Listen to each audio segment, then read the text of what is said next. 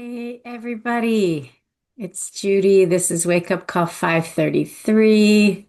Really nice to see you all. Today I'm going to talk about chapter 3 of the Dhammapada, which is called Mind or the mind. And I like the way the mind is translated in the Mother commentaries on the Dhammapada, which is the commentary that I've been looking at. So for a little background, the mother was born Mira Alfassa, a French woman, and traveled to India and became first the student and then the collaborator of Sri Aurobindo. And Aurobindo, who was an Indian man who was educated at Cambridge and then became a revolutionary against British rule. And he was ultimately jailed by the British a couple of times. While he was in jail, and he didn't have really any particular interest in spirituality, he had visions of Swami Vivekananda. And if you remember, Swami Vivekananda is the teacher, yogi, who spoke at the 1893 Parliament of the World's Religions in Chicago, and is essentially credited with bringing yoga and Eastern philosophy to the West. So after his visions in jail of Vivekananda, Aurobindo co-founded the Aurobindo ashram with the mother, with Mira Alfassa. And then over time, he was eventually nominated for a Nobel Prize in Literature. He wrote many books and the Nobel Peace Prize.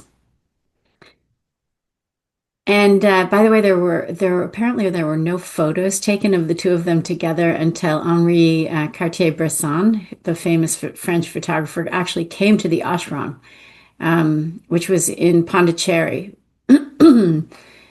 in India, and he was allowed to take photographs. So if you look up these two amazing humans, you'll see these photographs that were taken by Cartier-Bresson. So here's the mind, the chapter, the mind, translated by Sri Aurobindo, maybe, or by the mother. I think it was probably translated by him, and then with her commentary. And this is in modernized language. Just as the arrow maker strengthens their arrows, so the intelligent human strengthens their thoughts, wavering and fickle, difficult to keep straight, difficult to master. Just like a fish cast out of the water, our mind quivers and gasps when it leaves behind the kingdom of Mara. Difficult to master and unstable is the mind, forever in search of pleasure. It is good to govern it. A mind that is controlled brings happiness. We should remain master of our thoughts, for they are subtle and difficult to seize and always in search of pleasure. A mind that is well guided brings happiness. Wandering afar, solitary, bodiless, and hidden in the deep cave of the heart, such is the mind. Whoever succeeds in bringing it under control liberates themselves from the fetters of Mara. The intelligence of one whose mind is unstable, who is ignorant of the true law, and whose faith is wavering, will never be able to develop. If a human's thoughts are not agitated, if their mind is not troubled by desire, if they no longer care for good and evil, this human, wide awake, knows nothing of fear. Observing that the body is as fragile as a jar and fortifying the mind like a city at arms, we should attack Mara with the blade of intelligence and should guard carefully whatever has been won. Before long, this body will be lying on the earth, abandoned, as lifeless as a piece of old wood. Whatever an enemy may do to an enemy, whatever a hater may do to a hater, the harm caused by a misdirected mind is even greater still. Neither mother nor father nor any beloved can do so much good as a well-directed mind. Okay, so the overview. The mind is unruly. It's under the influence of Mara, the poisons, greed, hatred, and delusion or confusion. And I mean, mine certainly is. Tends to be all over the place. Even though, I practice to steady it, to govern it. And then even when it does stabilize, this first stanza is so interesting because it says, just as a fish cast out of the water, our mind quivers and gasps when it leaves behind the kingdom of Mara. And the mother talks about this as meaning, so we're so used to living in a state of greed, hatred, and delusion, judging ourselves, judging others, judging the world, that when we abandon those states of mind, the mind quivers and gasps because it doesn't know what to do, right? And so it's that the mind knows there's a better way, there's a clearer way, but it's so caught. And this feels really true for me as well. So then the next stanza is the aspiration. It says that the mind is difficult to master and unstable, forever in search of pleasure, hidden in the deep cave of the heart. Isn't that interesting? The mind is hidden in the cave of the heart. And whoever succeeds in bringing it under control liberates themselves. So we know how difficult the mind is to master, right? And this invitation is first just to see that, right? And then to see the mind really is hidden in the heart, right? How our thoughts arise from what's in our heart, that whatever the heart dwells on becomes the inclination of the mind. So for me, I read and I hear and I watch and I consider, and it affects my heart first, right? So I read an article or I watch a show and my heart shifts, right? It opens or it tightens based on what I see or hear.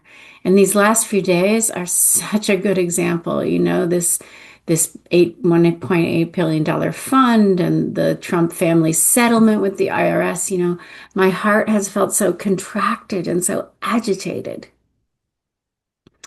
And from there, thoughts have followed. And they've definitely been difficult to master and unstable, right? Under the influence of Mara, of greed, hatred, and delusion. And the chapter says the intelligence of one whose mind is unstable will never be able to develop, right? And it's just that mind that's all over the place. And so how can I possibly develop any real intelligence? But it says, if a human's thoughts are not agitated, if their mind is not troubled by desire, they know no fear, nothing of fear, right? So and untroubling the mind, right? Untroubling the mind, it's just simply, not easy, but simply a matter of practice, right? So it's not easy. We know the mind's tendency toward greed, hatred, and delusion. You could take a moment and consider how you've been feeling over the past few days with this latest news cycle.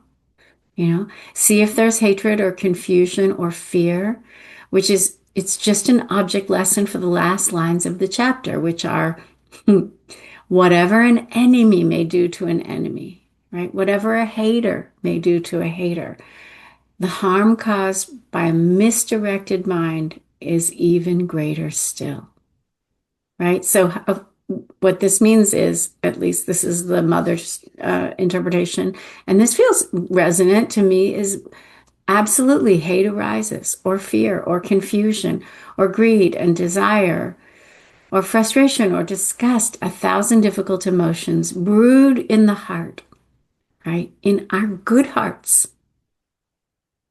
that care so much about our world and the humans and the other beings that are in it, right? Care so much for ourselves and for the people we love. Of course, those thoughts and emotions arise. Of course, that's how the heart is. But the chapter is asking us not to stop there, to notice that no matter what is happening, the biggest damage we can do is to allow our mind to be misdirected, which to me just essentially means to forget how much we care, to forget that we belong to one another and that we're all in this together. All of us, not some of us, not just the humans we identify with or approve of, right? We're all in this together. And that's the final line that neither mother nor father nor any beloved, or maybe it's also anyone, anything, can do so much good as a well-directed mind. So, and this is the best argument for our practice, for pointing the mind in a wholesome direction. So let's do that.